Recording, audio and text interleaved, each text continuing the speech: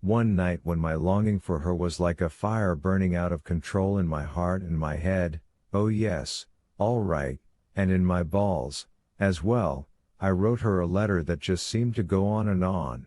I poured out my whole heart in it, never looking back to see what I'd said because I was afraid cowardice would make me stop.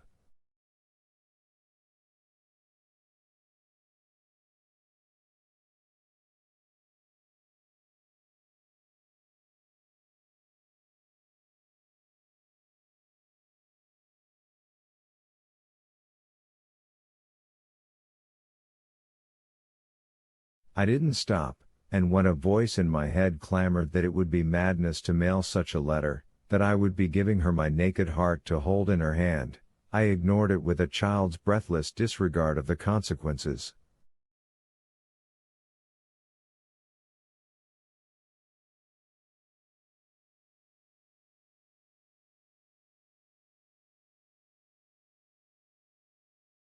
I often wondered if Janice kept that letter, but never quite got up enough courage to ask.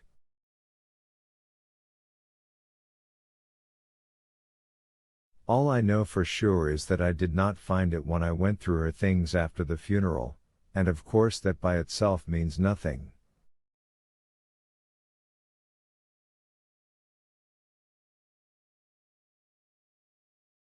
I suppose I never asked because I was afraid of discovering that burning epistle meant less to her than it did to me.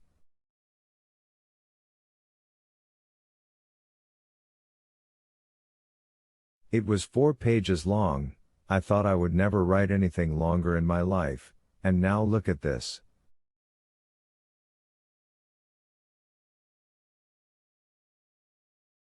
All this, and the end still not in sight. If I'd known the story was going to go on this long, I might never have started.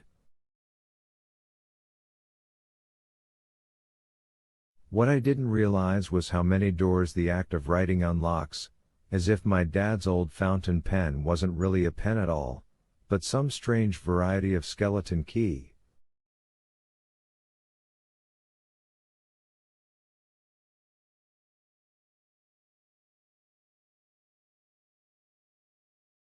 The mouse is probably the best example of what I'm talking about. Steamboat Willie, Mr. Jingles, the mouse on the mile.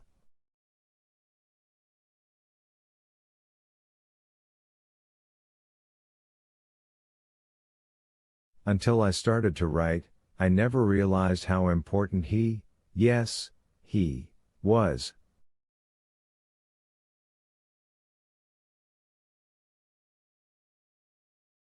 The way he seemed to be looking for Delacroix before Delacroix arrived, for instance, I don't think that ever occurred to me, not to my conscious mind, anyway, until I began to write and remember.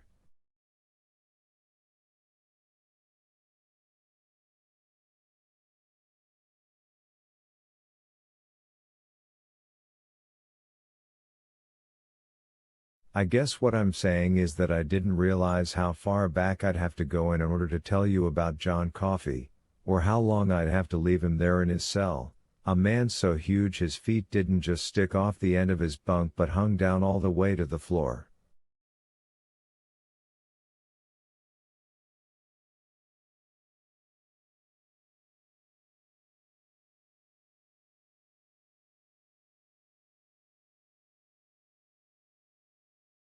I don't want you to forget him, all right?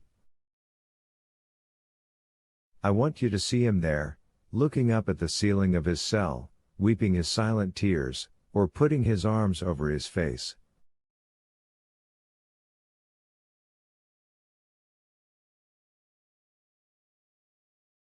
I want you to hear him, his sighs that trembled like sobs, his occasional watery groan.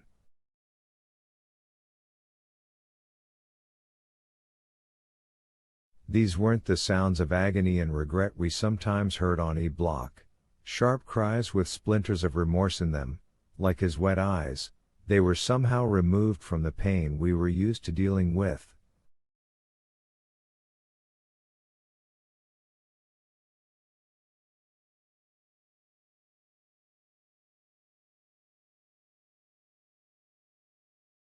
In a way, I know how crazy this will sound, of course I do, but there is no sense in writing something as long as this if you can't say what feels true to your heart. In a way it was as if it was sorrow for the whole world he felt, something too big ever to be completely eased.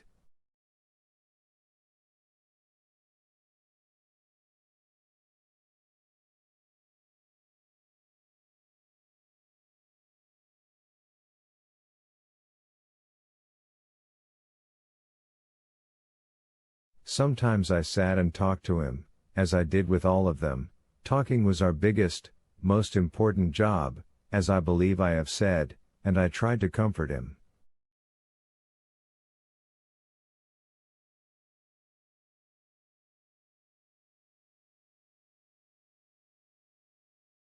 I don't feel that I ever did, and part of my heart was glad he was suffering, you know.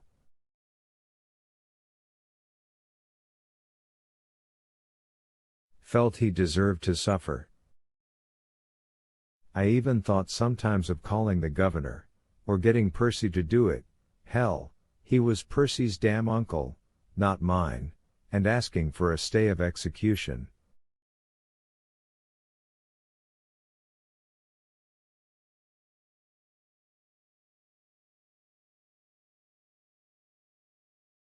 We shouldn't burn him yet, I'd say it's still hurting him too much, biting into him too much, twisting in his guts like a nice sharp stick.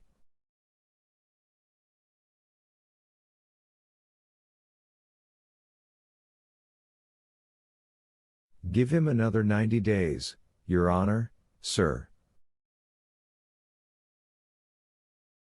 Let him go on doing to himself what we can't do to him. It's that John Coffey out of you keep to one side of your mind while I finish catching up to where I started, that John Coffey lying on his bunk, that John Coffey who was afraid of the dark perhaps with good reason, for in the dark might not two shapes with blonde curls, no longer little girls but avenging harpies, be waiting for him?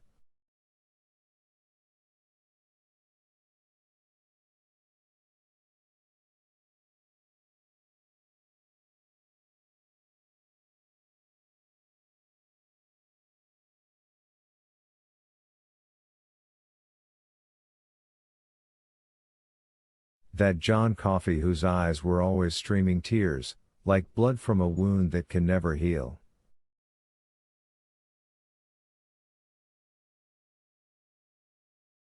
Seven. So the chief burned and the president walked, as far as C Block, anyway, which was home to most of Cold Mountain's 150 lifers.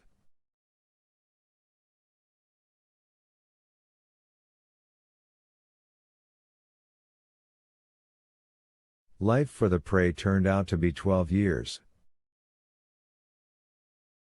He was drowned in the prison laundry in 1944. Not the Cold Mountain prison laundry, Cold Mountain closed in 1933.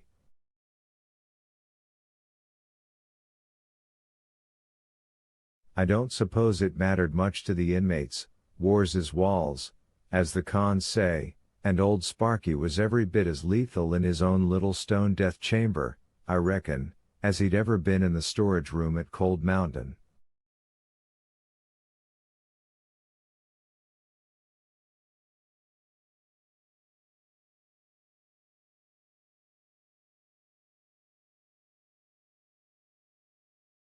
As for the prey, someone shoved him face first into a vat of dry cleaning fluid and held him there.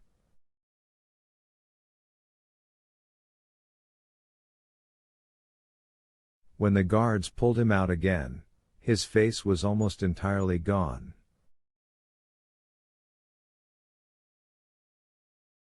They had to ID him by his fingerprints. On the whole, he might have been better off with old Sparky, but then he never would have had those extra 12 years, would he?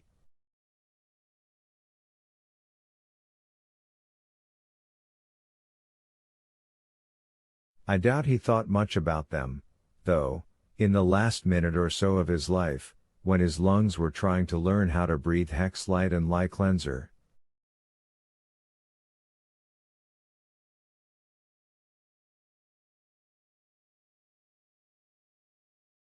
They never caught whoever did for him. By then I was out of the corrections line of work, but Harry Terwilliger wrote and told me.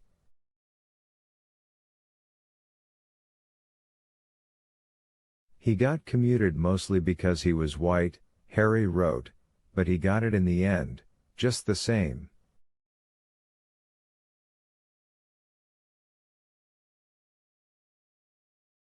I just think of it as a long stay of execution that finally ran out. There was a quiet time for us in E Block, once the prey was gone.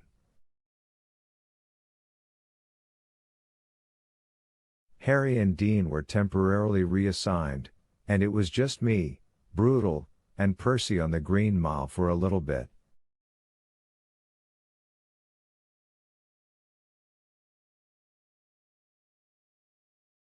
Which actually meant just me and Brutal, because Percy kept pretty much to himself.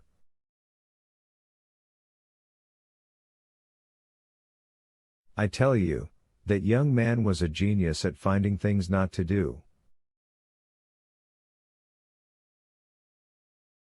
And every so often, but only when Percy wasn't around, the other guys would show up to have what Harry liked to call a good gab.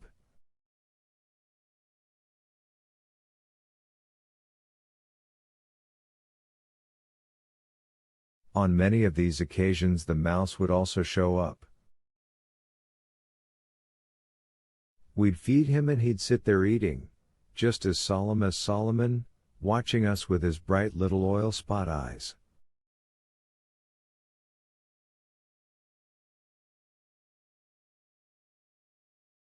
That was a good few weeks, calm and easy even with Percy's more than occasional carping.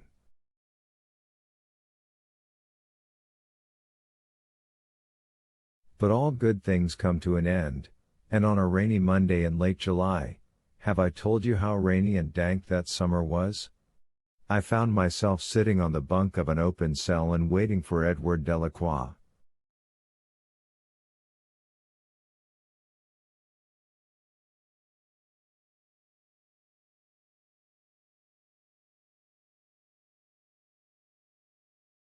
He came with an unexpected bang.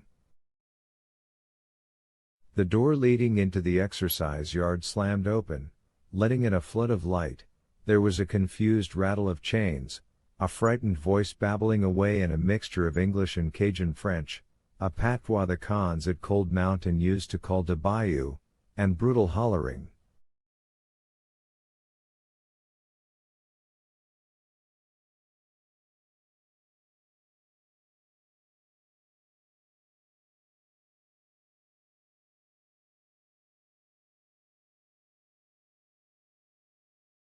Hey! Quit it! For Christ's sakes! Quit it, Percy! I had been half dozing on what was to become Delacroix's bunk, but I was up in a hurry, my heart slugging away hard in my chest.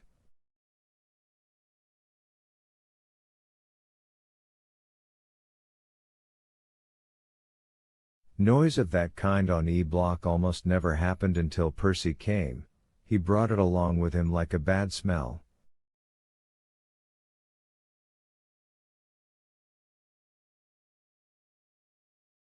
Come on, you fucking French fried faggot! Percy yelled, ignoring Brutal completely.